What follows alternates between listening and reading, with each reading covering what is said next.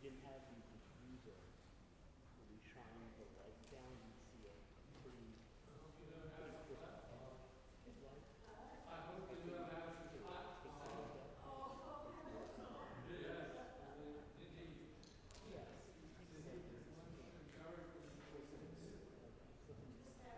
There's a hard edge.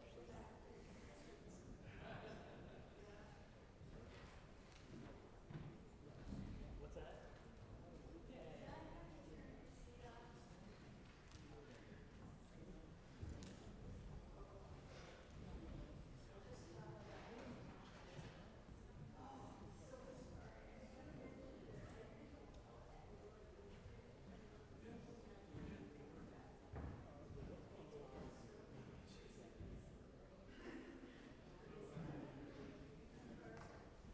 There were a set of lights on both lines that have like a blue gel.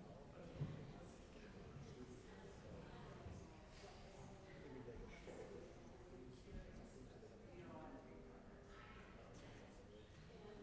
So that's what I decided.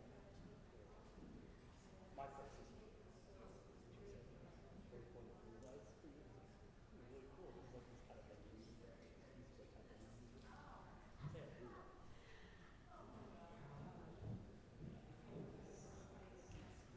Pretty cool. But yeah, someday I'd like to have a system. I'm working with a track.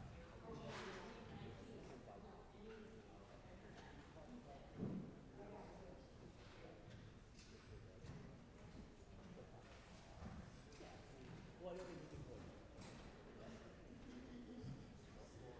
fortunately we can have something like that with a internet. So some of us can use that as a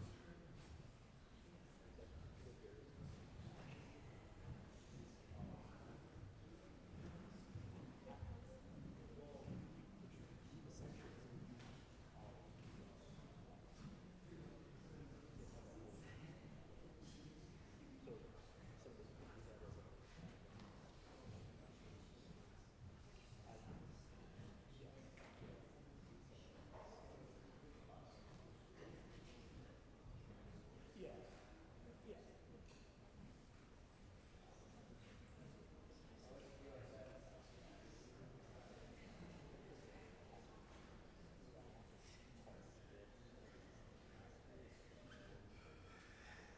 Yeah.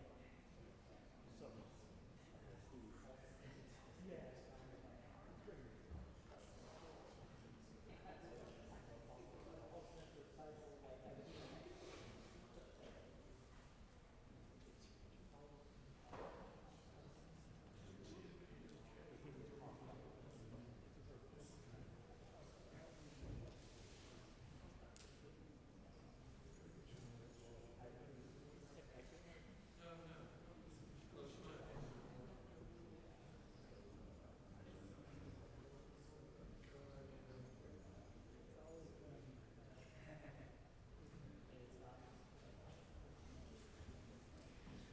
Welcome to the Crane School of Music.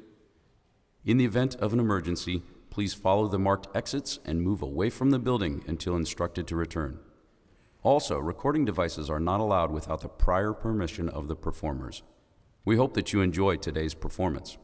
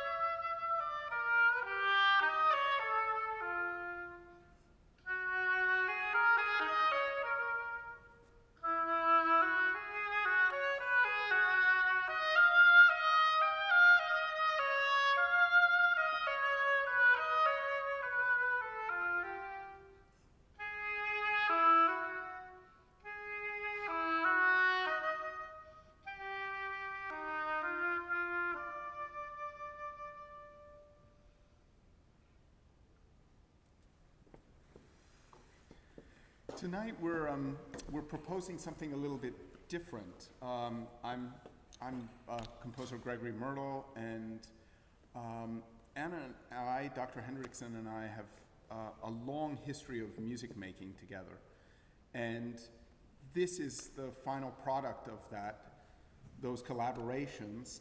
This is the fourth movement of a piece called Passages, which is for oboe and guitar. And it's the one moment where the oboe just has her own movement, which you just heard played so beautifully. And we thought we would go through a sort of an evening of open dialogue with you all. In fact, maybe at a certain point we'll be better able to see you so that we can sort of ask questions back and forth. And I would like to encourage that anything and everything come up. If you have a question about what you hear, what you heard, what it means for us to collaborate, what it means for me to compose in the way that I do, we would love those questions, because we're going to take this evening, we have the music that we've collaborated on that we will present, but we also want to take this evening in the direction that you suggest for us. And so we're absolutely thrilled to have this conversation, this time for conversation. So it's a different kind of an evening. It's not going to be so much concert, but it's going to be dialogue about all of these kinds of things. So I'll take this time to say that the first piece that we did is back in 1996, and we were trying to remember exactly how we met, but for sure it was because I heard Dr. Hendrickson play, and I couldn't. We were both trying to find out exactly what that piece might have been, or what that concert, that event might have been. But for me as a composer, I can't begin to conceive of music without knowing, especially in such an intimate thing like you'll see, it's a kind of a little concerto, a concertino for oboe and strings. I can't imagine writing without knowing the performer and knowing how she plays, what her personality is on the instrument. And then there seems to be a kind of unconscious transference that happens between me, the music that I'm trying to uncover, because I'm not really deciding what it needs to be, but it sort of unveils itself. It lets itself be known to me. And then somehow, I don't know how it quite happens, but it's maybe part of the magic of music making, it seems to capture Dr. Hendrickson's personality on the oboe.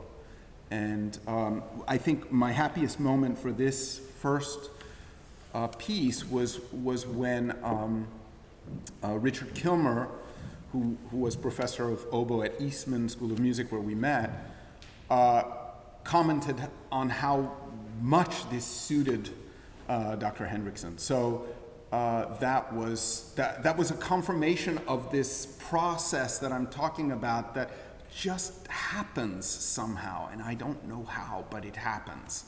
I think my attentiveness and my attentiveness to a player and their personality helps that, but I don't think with every note or every phrase, is this gonna fit? Is that gonna? It just has to start happening, and the music has to start appearing, right? And then, so if during that whole compositional process, it actually ends up suiting the player, that's one of the great miracles, one of the great gifts that we can receive as composers. So, you want to add anything to that? Being a part of that process is a joy and a privilege as well. And I am so grateful that I had this chance to absorb and then express your music. And I feel that has enriched my life as a musician and has pushed me to grow in many ways. And I think for a composer, I'll put it this way. We were in rehearsal yesterday for this movement, and there was this magical moment where suddenly it wasn't my music anymore, but it was hers. And she was expressing the music back to me that no longer belonged to me. And so I think we're both turning around this theme and this idea of how these interactions occur. And hopefully you'll hear that in this next piece. So I'll start the music. This piece is called Pavane en forme de voûte. It is a French title, and I have French background, so I feel comfortable doing that. It sounds right in French. Translated, I would say that it's a pavane in the form of an arch, and the arch idea is structural, because it sort of does this, and you'll hear that in the piece. But also the French title has reference to Anna's experience as well, because she spent time studying in Paris before we met as grad students at Eastman. So it's neat how in composition there can be so many different small layers of interaction that occur. And this is a live performance. You will hear her play. There's a string orchestra that accompanies her, and that's a very important element in this whole piece. And it was written again in 1996, and I think we can just go forward with listening to it.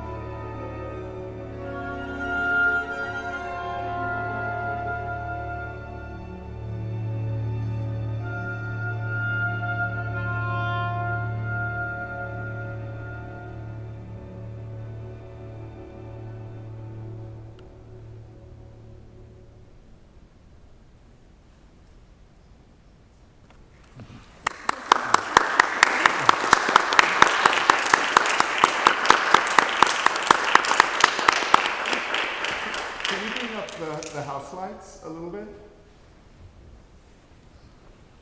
Thank you. Any comments, any questions? Yes, please. Who would you say your largest influences? I mean, I think it speaks for itself that there's a French side, you know, that French music is really important to me. I happen to have a weird mixed background. So my father was Hungarian, and I think that side of things also influences me. But then, you know, you keep living in the world and things start to meld, and you don't know anymore where they're coming from. I mean, I don't think my music sounds particularly dramatic or anything like that, so maybe it eliminates certain things, but there's kind of an expansiveness that occurs just because you're exploring musical ideas, you know.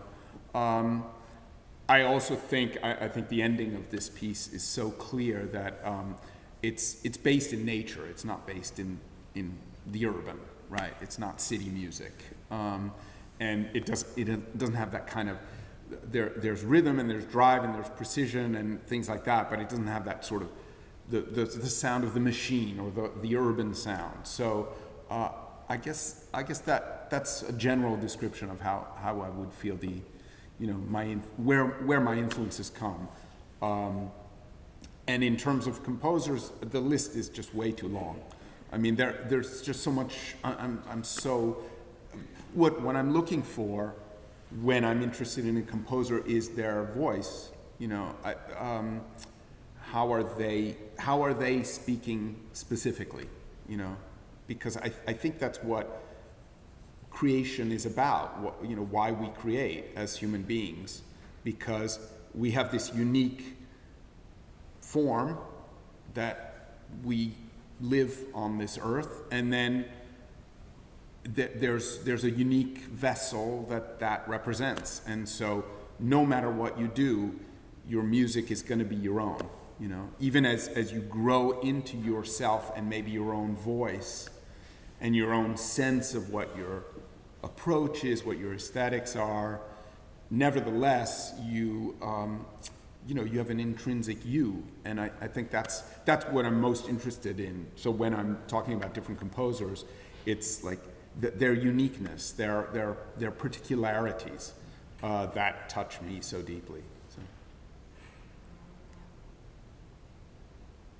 Any other thoughts or questions? Yes, please. I'll ask just on the more performer side.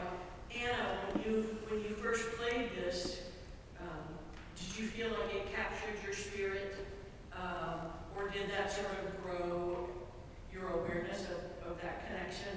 Did that kind of grow as you felt you learned it? I mean, did Mr. Kilmer realize that it suited you before you realized it, or That's a great, what was that like? a great question.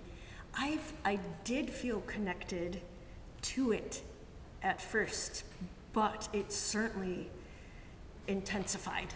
That makes sense. That it, yeah, just became a part of me as I lived with it. And I'm trying to I know, was this performance from my recital or? Probably, yeah, Yes. I think so. So this was the second Right, time. So it has that sort of, right. it feels more, it's arrived, you know. And yes, the more time with it, the more I grew to love it too, yes. Does that make sense? Yeah, absolutely. Absolutely. I mean, again, from the composer's perspective, that's what we're hoping for, obviously. And maybe we can bring up the idea of trust, right? So this was our first collaboration together, and neither of us knew totally what we were getting into, right? Because I had definitely heard Anna's sound, or I wouldn't have asked her if I could write this piece. But, you know, she didn't know what she was getting into. But I think it requires, when you work with a composer and a composer works with a performer, there has to be a level of trust. If it's just, oh, write me a piece because you're a composer, then I'm always very wary of that, because they're going to have to deal with my language, my approach to things, my level of difficulty. And if they're not ready for that much steeper learning curve than music that is more familiar to all of us, then it's not going to be a happy collaboration, right? So, and I think that the reason this has gone on for this many years is because the proof's in the pudding, right? That there's this level of trust that when I say, let's do a new piece, or somehow something comes up where a new piece can come into fruition, then I don't have to explain myself to Anna. There's the inherent understanding that I'm going to give it my best shot, and I know that she will too. So, but it's so important for those of you who are performers and composers out there. I mean, that's such a really important part of the process. Because let's face it, this is a different language than we're used to, and each composer living today will represent a somewhat different language. That's the voice that I was talking about with the gentleman's question before. The beauty of each composer is that they're saying their own thing. They're doing it's coming through them, and so it's going to take longer. It's going to take longer to learn. It's going to take longer to get into understanding that language and feeling how it resonates and what you can do with it as a performer. But hopefully, that's the trust on the other side, which is that I have to try to make a piece that will really sing by the time we get to performance. Because if there's this huge learning curve and then the end result is not terribly satisfying for the performer, then something's missing there too. And then on some level the trust is broken, and it's not going to lead to another fruitful collaboration. Does that make sense? Yeah. Do you want to add anything to that? I don't think so. Okay. So we're gonna move on to another piece. This is a piece called Trio and Consort. It's from 1999, and this came about because Mr. Kilmer, professor of oboe at Eastman, had come to know the piece that you just heard tonight, and he asked for a piece for trio, so English horn and two oboes, a kind of not that standard, but in the reed repertoire, a somewhat standard, setup, to do at a double reed conference. And I went home with that idea after we had spoken about it, and somehow I don't know, I wasn't excited enough about the idea of just those three instruments. And in a walk, this flash kind of came to me that, well, there are all these other oboists in his studio, so why wouldn't we kind of make a party of it? And so that's where the consort comes in. So the trio is Mr. Kilmer, and first oboe is Dr. Hendrickson, and Andrea Gross plays the second oboe, and then the consort, and consort has two meanings, right? In musical terms, the consort is the grouping of of the same instrument. So you can have a consort of viols, right, in the Renaissance and in the early Baroque. You can have a consort of cellos. Cello ensembles are essentially consorts. And in this case, it's all oboes. So it's a consort of oboes. But of course, there's the other term in terms of royalty, that the consort follows the royalty around, right? So that aspect of it, the reason it's titled that is because I really wanted to show that dramatic aspect to the piece. And on stage, if you were to see it live, you would see that the five oboes are sitting or standing in an arc around a semicircle, around the trio, and the English horn is in the center and the two oboes are on the side. And then in the back, I did add percussion to it to just give it a little kick, I guess. So the percussion will be way in the back. And part of the theater of the piece, even though it's all very about the music, is the interaction between the various groupings. So you'll hear the English horn is really the central instigator of the whole story, and Professor Kilmer has a long solo that begins the piece that sort of introduces many of the musical ideas and elements that you'll hear for the rest of it. And then slowly but surely, the consort will enter first, and then the two other members of the trio, including Dr. Hendrickson, will enter into the piece and the theater of it. And for me as a composer, the challenge of this piece was, obviously now we're talking about 7 oboes and 1 English horn, so how do you keep that interesting? I mean, that could be overwhelming as a kind of sound. So to me, the challenge for me was to keep the textures changing. And I hope that you'll feel that that works. So the way to keep the ear interested is to make sure that it doesn't get stuck in one kind of a sound, but that there's always this evolution of texture and sound, and then also the theatrical aspect of it.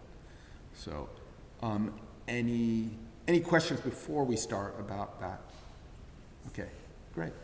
Should we just give it a whirl? Okay. Let's see.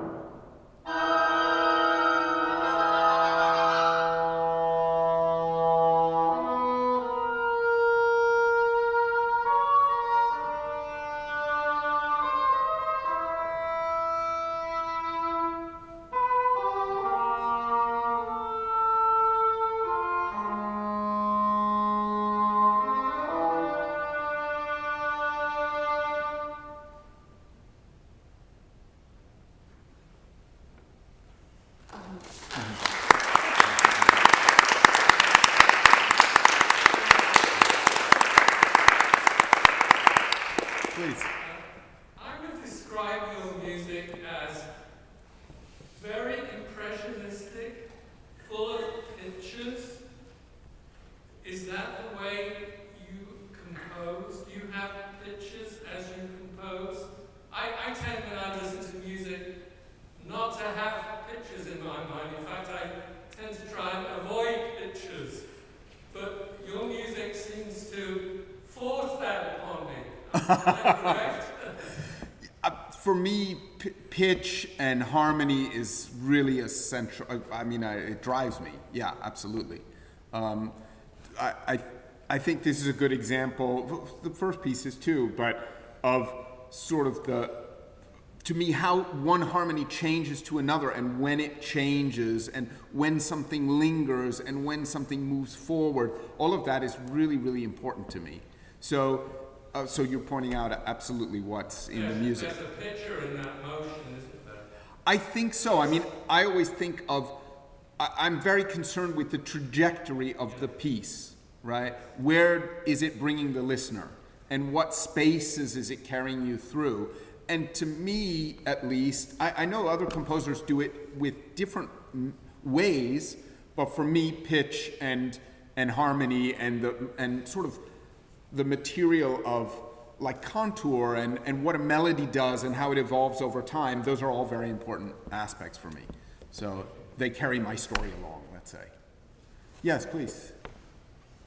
Do you hear a strong influence of Rite of Spring in this? Some people have made that comment, that it's sort of a final dance at the end there. Yeah, I mean, there's definitely that sense of, you know, and they're changing rhythms. There's quite a bit of changing rhythms. So, I mean, again, it comes back to amazing performers. I mean, they're so tight. This is a live performance, and it's just like, you know. So there's something about that, you know, that element of collaboration. That once they got the music, there was this dedication to just getting it as spot on, because if you do, then the music speaks in a way that it won't if it isn't that way. So that gets back to that element of trust, right? So yeah, I have heard the Stravinsky comment before. I mean, a composer who's just absolutely amazing. So any other thoughts or questions?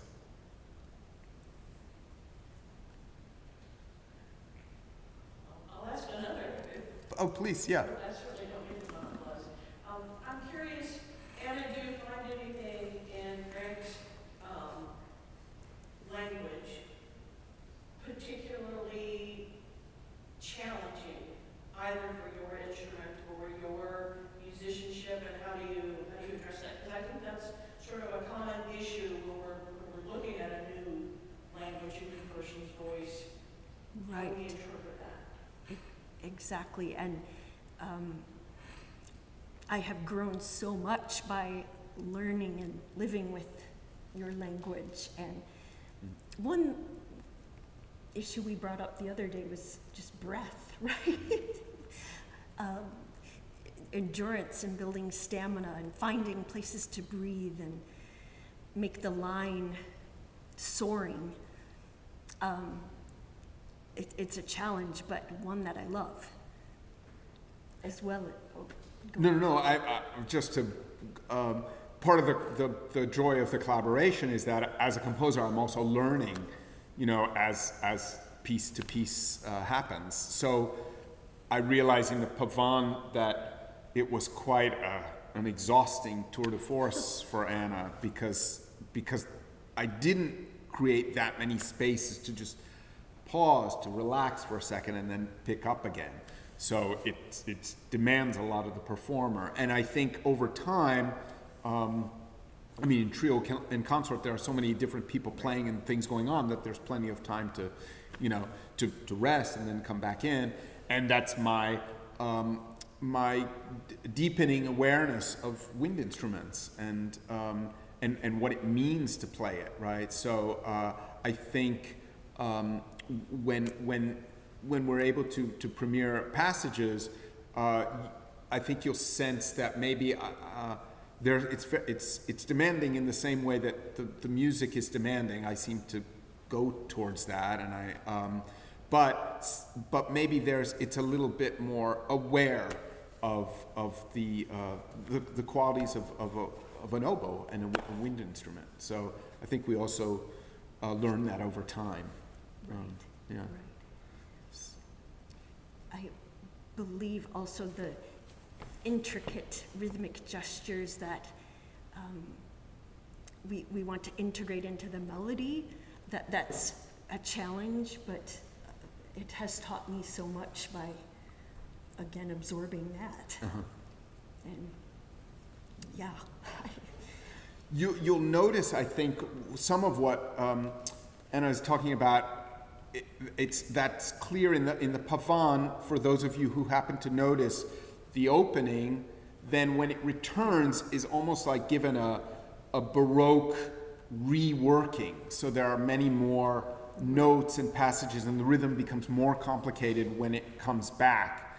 And you'll hear a similar thing in the next piece, which is called Aria, and there the opening, when it returns, the strings become very quiet, but the oboe has much more filigree and sort of, she takes the melody on a richer journey, I think.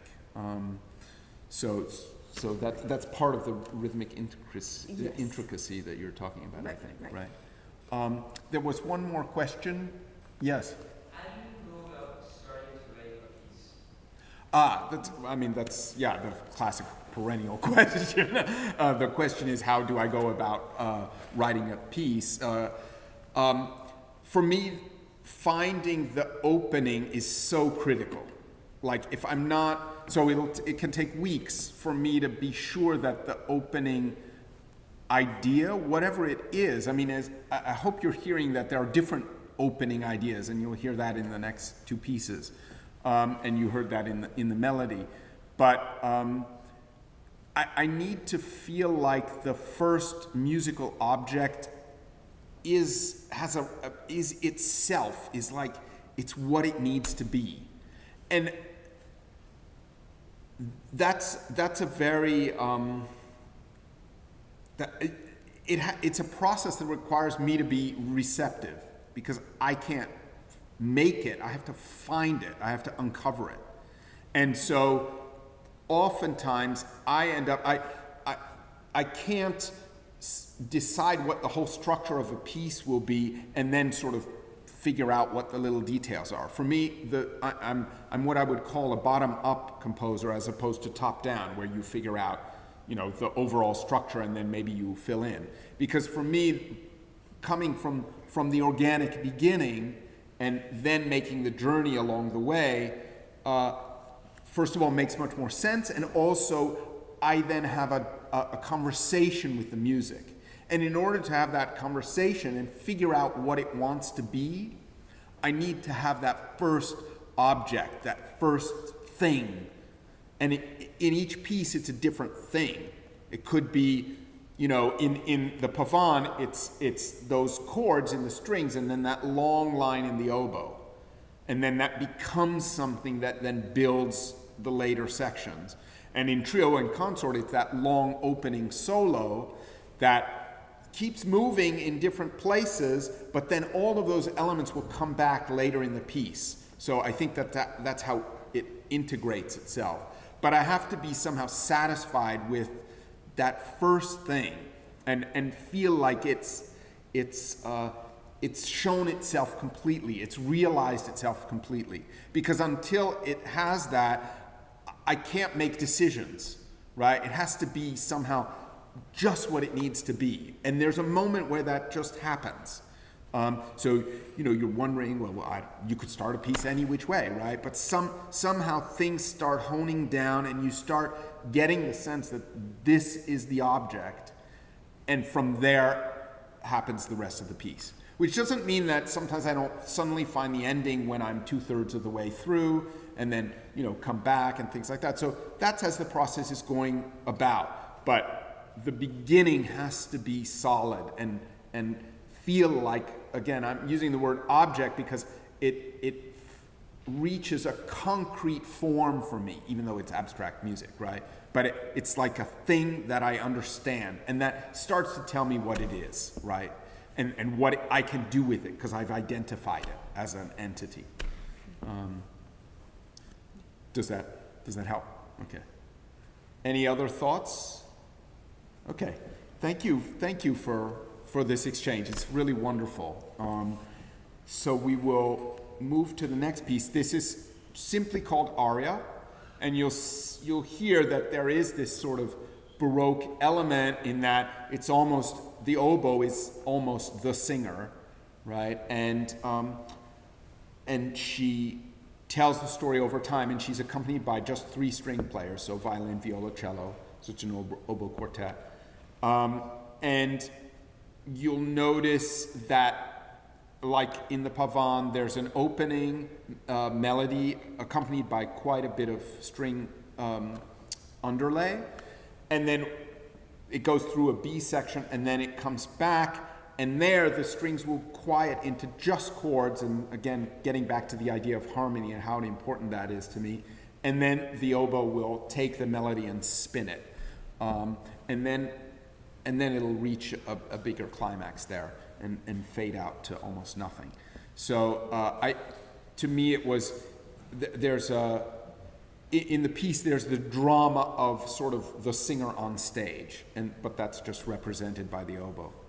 And in this case, I wrote this for another oboist first, and I think it speaks to the collaboration over time that, you know, I don't want to speak for you, but I'll present the idea that you've come to understand the language, and so it felt like, yeah, you know, you wanted to do this piece. Yes. So, and we actually performed it here in 2000, was it 2009?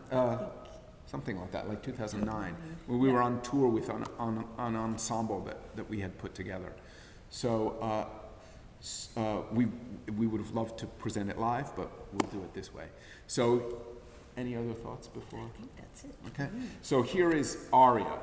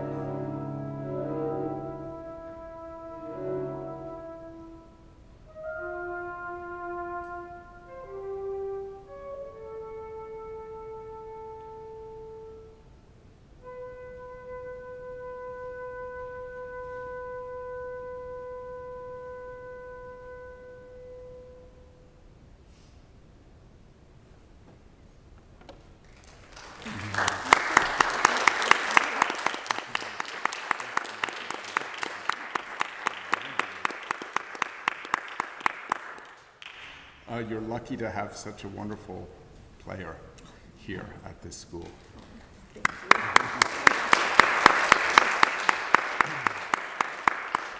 Yes, please. Is it important for you to think that you are finding the music that's, I guess, already there, rather than creating it, as others may think? Is that an important distinction for you? For me or for you? For me, because in a way, Anna has a similar process, right, in discovering the music and then making it her own. So, but yeah, absolutely, because I don't believe that we can. I don't believe that we can write music with our head, you know, and that doesn't mean that therefore we you know, it's not the cliche of with the heart necessarily, but I think we have to receive it. I think we have to have a relationship with it. And if we impose ourselves, if we think we know what it needs to be, then we're not going to uncover the magic that might be in there, you know. And it's all subjective, like what I think might be touching or moving or is what I think. But the process of and that gets back to the idea of a voice. You know, I think that you slowly uncover who you are musically by making those decisions. But you make those decisions because you listen to the potentiality within the music that's coming through. It's this weird, ambiguous thing, but it's also quite fascinating, you know. But it takes me a long time. And it's simply because I have to keep listening. I have to keep, you know, I'm also very interested in other art forms, and some of the visual artists who are dear friends that I admire a lot are the ones who seem to have a similar approach, that they're looking, that they have to keep looking at the work in front of them, and somehow, whether it's it's kind of metaphorical, but it tells them, they suddenly notice, which you didn't notice, you know, a week ago, or you didn't notice yesterday, the thing that's missing. And that's the listening. It happens visually, but it happens to me musically. And so I have to have a back and forth. I'm having a conversation with the music, and then it reveals itself to me, and then it makes sense.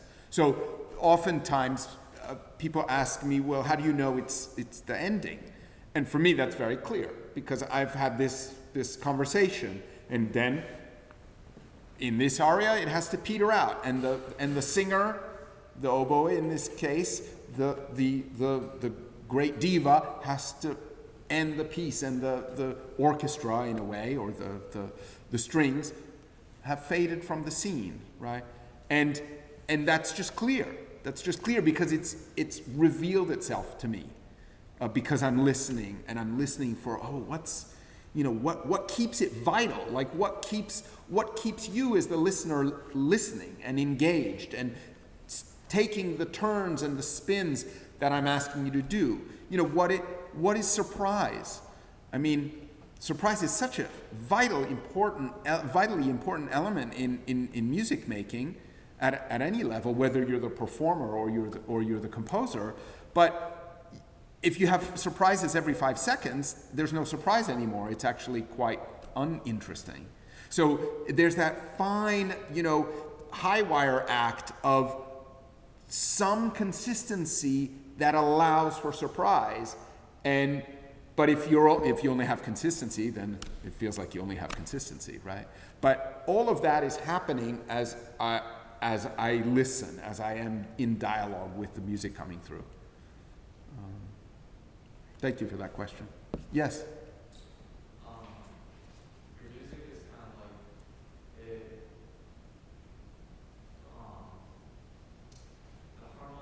harmonically is like very different than what I'm used to hearing in like Mozart or Bach.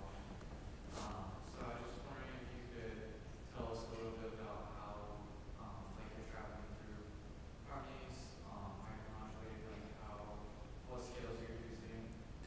Yeah, I mean,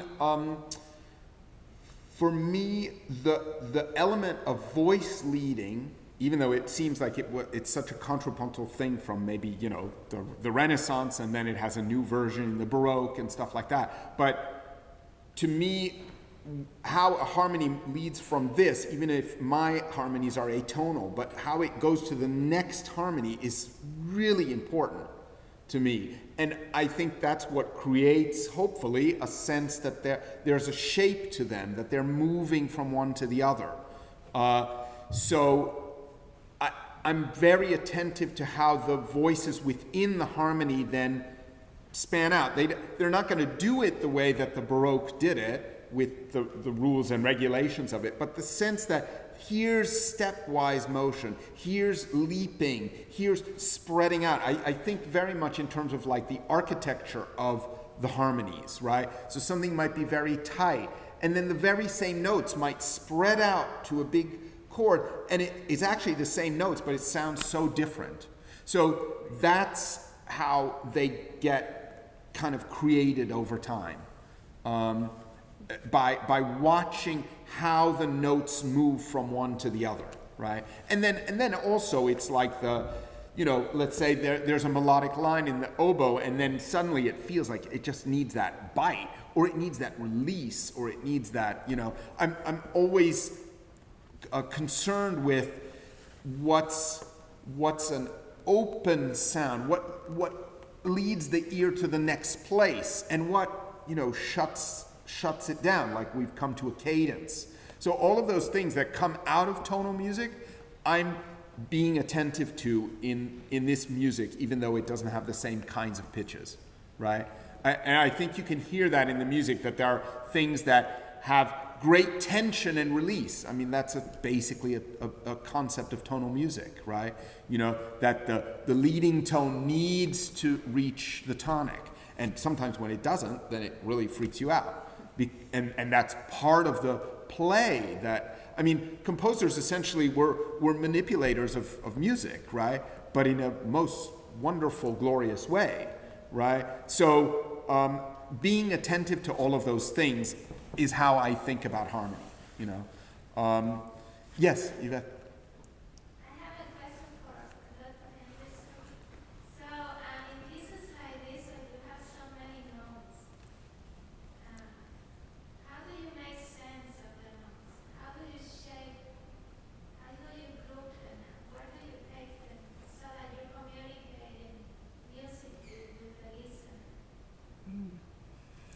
That's a beautiful, beautiful question, and I think it does stem from what you were just talking about, how feeling that tension and how did you put that so beautifully?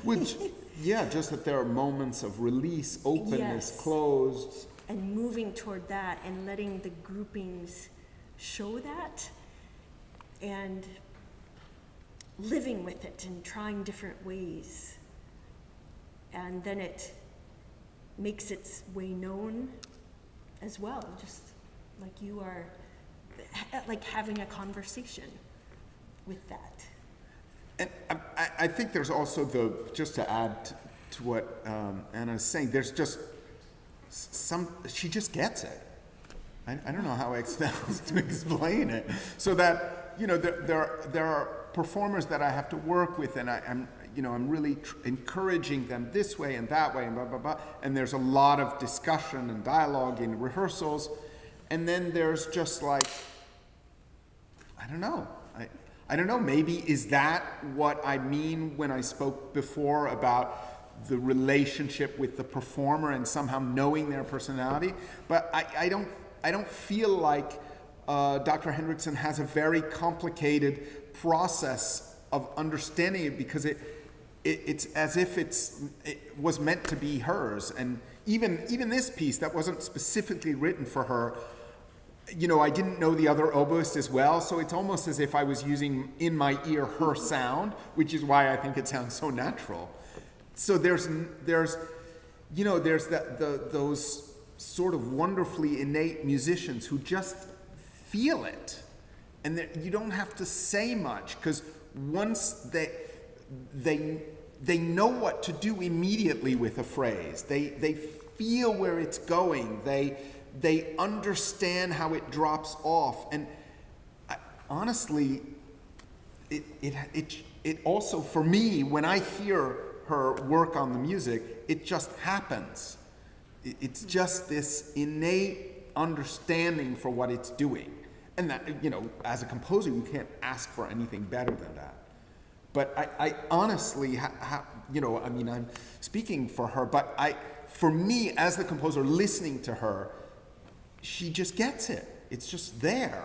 There isn't racking her brain, and at least I don't think so. Maybe in the rehearsal room that's happening, but there's just it's just sort of there, and it's just a question, as you were already articulating, of feeling it fall into a natural place, and like there it is, but that it's not a very long process to get there, and confirm or deny what I'm saying.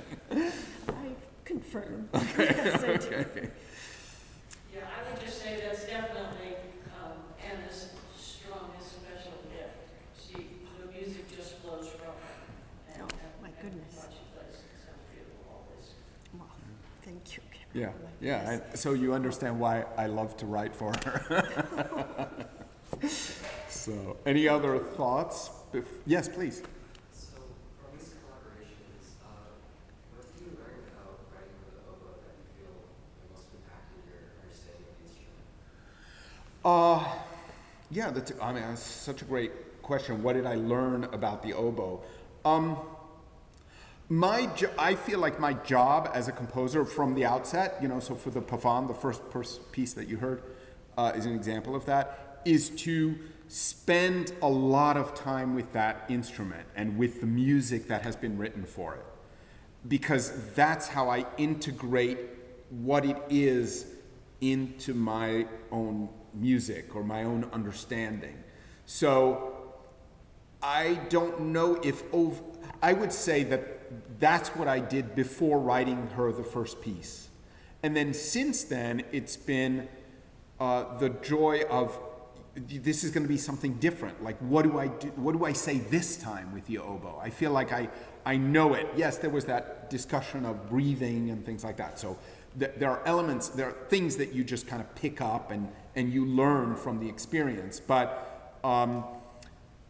there's, for me, it's so important that I understand the instrument and what oboe and string orchestra piece is going to do versus an English horn, 2 oboes trio, and 5 oboes and a percussion set, or a group of percussion instruments is going to do is completely different. And that helps me to imagine, right? And then tease out the music and figure out what it's going to be. So over the course of the collaboration, these years of collaboration, it's been, what can I present next?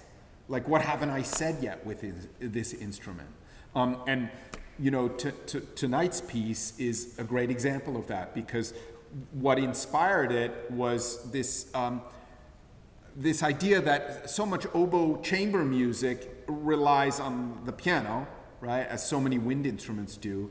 And I wanted something that felt like it could just be brought anywhere, portable, and that the guitar would be, it's not a typical combination, and that duo would be something a little different. Like, what do I do with an oboe and a guitar, And there's inevitably a kind of intimacy that comes from the acoustic guitar when, which is very different than electric guitar, obviously.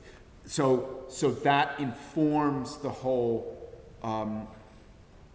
realization of the piece, right?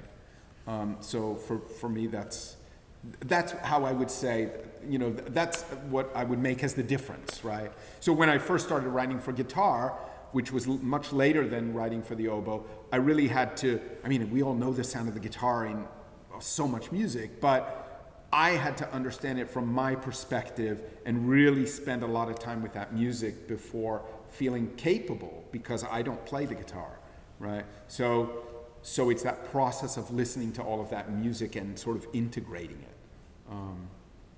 Yeah. And you take us to a different level as well. You mentioned the breath again, but we grow and we push ourselves and make longer phrases and play higher and then lower and just expand our range. And so that is a beautiful, inspiring thing to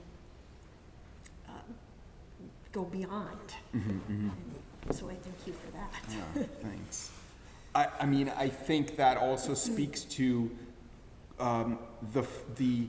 the interest of having composers who don't know your instrument so intimately, like don't know how everything is played, to write for it, because we end up doing those kinds of things.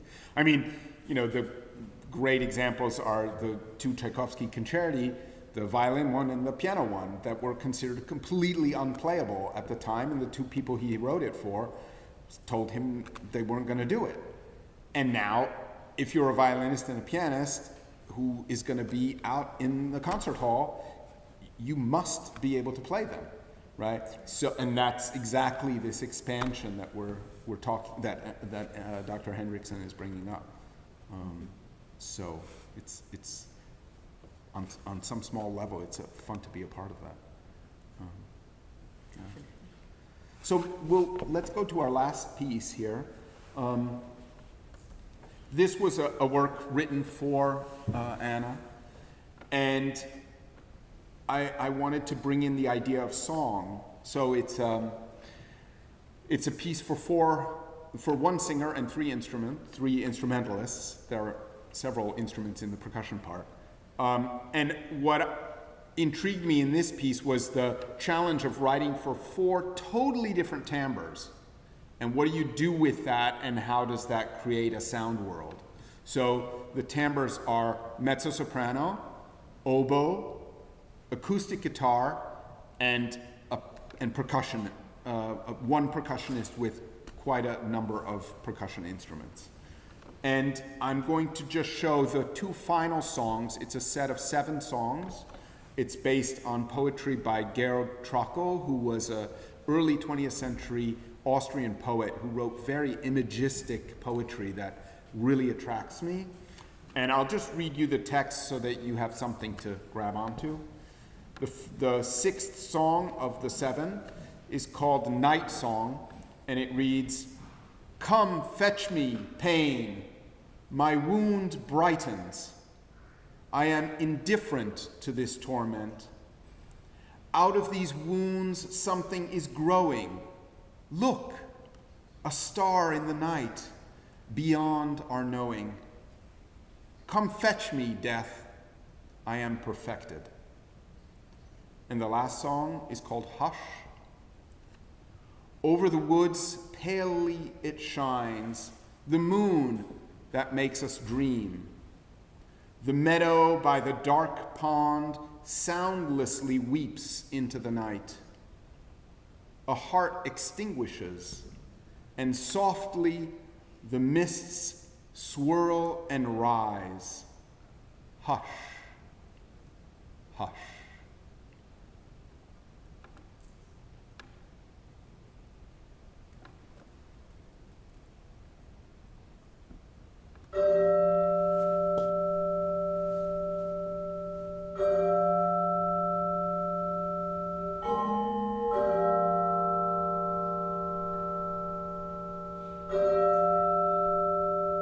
Come fetch me,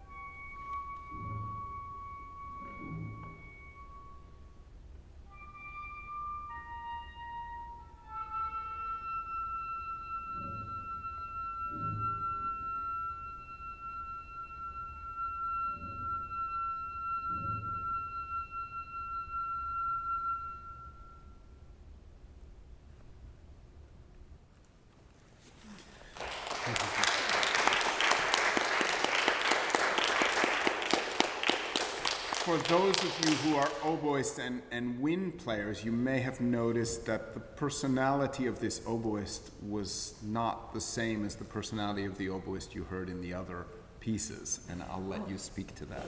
Oh, okay. This recording was a Crane student, Danielle Ludwigson, and she, oh my goodness, graduated, I think, in 2012, I believe. And she stepped in and made the recording that summer of 2013, I think. I think so, yeah. Yes, so. And you can tell, it was interesting listening to it, knowing that I had forgotten to tell you that this wasn't Dr. Hendrickson playing, but it's a different personality, right? It's so fascinating to see that level of detail and person, how that carries through. So there will be a time for this to happen, with Anna's voice, yeah, we'll make that happen. Any other questions or comments before we bring things to a close? Yes, please. No, she was. She's a professional that I met. She's really us. I particularly love her voice for this piece. So, her name is Hai-Ting Chin, and she's New York based, but she's sung all over the world. Yeah. Okay, so we thought we would end with live music again and bring you full circle to the piece, the newest piece in our collaborations. And this is now from 2023. You'll get to hear the melody, which is the fourth movement of Passages, once again, to sort of wrap things up. And back to your question, it's, again, like how else do I write for oboe, essentially? More recently, I've been inspired. I wrote a sort of a large piano piece where I had the pianist just play one melody in her right hand, and then it would develop over the course of the rest of the piece. And I also, years ago, wrote a piece for narrator and solo oboe, which, again, like, can you tell, you can tell how harmony is so important to me, but I also want the challenge as a composer of how can I tell a whole story with just a melody, with just an oboe that has one line, right, that doesn't have harmony. And so that was the case, and in a way this is one more, one